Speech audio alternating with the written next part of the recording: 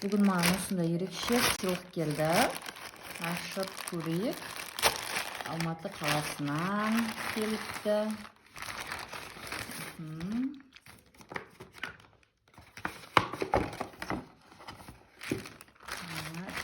Енді асыға күтіп отырмын.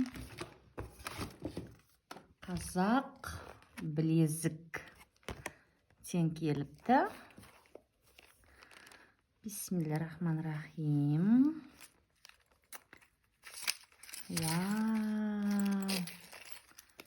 Енді ерекшелігі. Сөз жоқ әдемі. Фатиха сүресіне фо деген әріпі бар. Қазақ білезіктен келіп тұр. Керемет сыйлық, өте керемет. Міне 925 таза күміс. Қазақ білезік дейді. Рахмет, көп-көп.